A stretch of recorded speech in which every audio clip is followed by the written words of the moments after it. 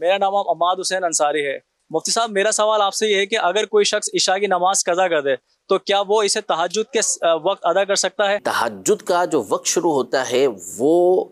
عشاء کی نماز کی جب فرض آپ نے پڑھ لیے تو اس کے بعد کچھ دیر آپ کا سونا، چاہے وہ آپ کو ایک لمحے کی نیند آئی ہو، یہ ضروری ہے۔ نیند آ گئی، اب آپ بیدار ہوئے، اس کے بعد تہجد کا وقت شروع ہوتا ہے۔ تو جب آپ نے ابھی عشاء کی نماز پڑھی ہی نہیں اور آپ رات کی کسی پہر کے اندر کسی حصے کے اندر آپ اٹھ گئے ہیں تو آپ یہ سمجھ رہے ہیں کہ تہجد آپ کے لیے شروع ہو گئی، تو تہجد کا وقت آپ کے لیے نہیں شروع ہوا، صحیح، بلکہ ابھی آپ کا جو وقت ہے وہ نماز ہی کا وقت ہے اور عشاء کا وقت ہے۔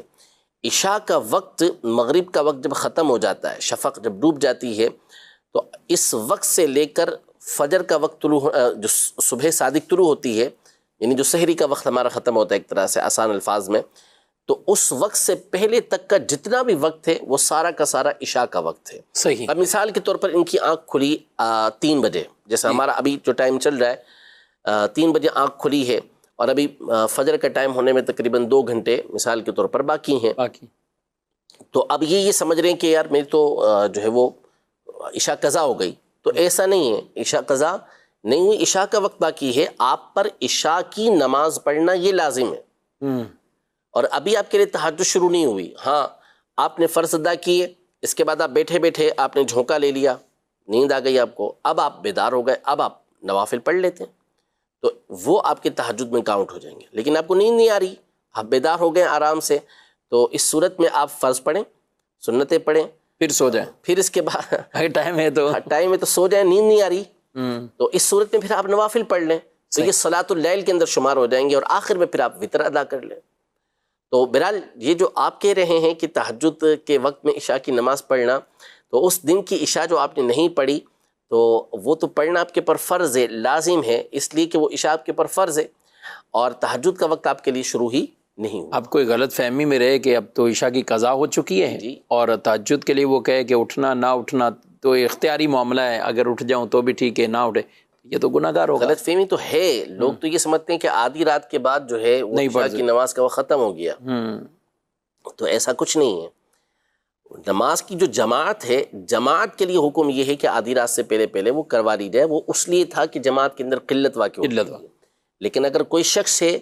جماعت اس پر واجب نہیں ہے، کسی وجہ سے چھوٹ گئی ہے، تو اب وہ رات کی جتنی تاخیر سے چاہے عشاء پڑھنا چاہے پڑھ سکتا ہے، بہتر ہے اس کے لیے کہ عشاء کو مؤخر کرنا، دیر سے پڑھنا، یہ نبی پاک صلی اللہ علیہ وسلم کا پسندیدہ ہے کہ دیر سے عشاء کو پڑھا جائے، لیکن آپ نے امت پر شفقت و مہربانی کرتے ہوئے پہلے اس کو پڑھائی کہ پہلے پڑھ لی جائے، تاکہ لوگ جو ہے وہ آزمائش میں نہ آئیں اور جماعت یہ کم نہ ہو۔ اور کئی لوگوں کے لیے اگر وہ اس مسئلے کو سیکھیں جو نائٹ جاب کرتے ہیں، بعض اوقات شام میں 4 بجے سے لے کر رات 12 بجے تک جاب ہوتی ہے، کسی کی 2 بجے تک ہوتی ہے، کچھ ہوتے ہیں کہ پوری رات ہی ان کی جاب کے اندر، تو اب ایسے لوگ بعض اوقات اس طرح کے سوالات کر رہے ہوتے ہیں کہ ہمیں تو عشاء کا وقت ہی نہیں ملتا، یا عشاء وہ مراد یہی لے رہے ہوتے ہیں کہ جماعتیں ہو گئیں، مسجدیں بند ہو گئیں، اب ہمارے عشاء کی نماز گویا کہ ہمارے لیے ممکن ہی نہیں رہا پڑھنا اس کو، تو اس لیے آپ اس کو ادا کریں گے، چاہے آپ کی رات کو 2 بجے ہے، 3 بجے آف ہے۔ اچھا، اسی طرح رمضان شریف میں بھی یہ سوال عموماً آتا ہے نا کہ تراویح ہم اسی وقت تو نہیں پڑھ پائے، ہم یہ تو رات کو جاب ہے یا کچھ اور مسئلہ، تو یہ بھی یہ 3 بجے اس طرح کے ہوتے ہیں، تو اس میں نماز کے ساتھ ساتھ پڑھنا ہوگی، وہ سنت مؤکدہ ہے تراویح، اور اس کا وقت بھی فجر کا وقت شروع ہونے سے پہلے تک ہے، تو اس کو پڑھنا ہوگا، اگر نہیں یعنی لیکن اس میں فرض پڑھنا ضروری ہے عشاء کے۔ ایک مسلمان کو وقت کی پہچان رکھنا یہ کتنا اہم ہے، فرض عین ہے، یعنی جس کے اوپر نماز فرض ہے اس کو اس کی پہچان رکھنا ضروری ہے، یہ اس کا وقت اتنا ہے، یہ اتنا ہے، ٹھیک ہے۔ پہلے تو یہ تھا کہ وہ ستاروں کے ذریعے اور سورج کی گردش کے ذریعے یہ لوگ جانتے تھے،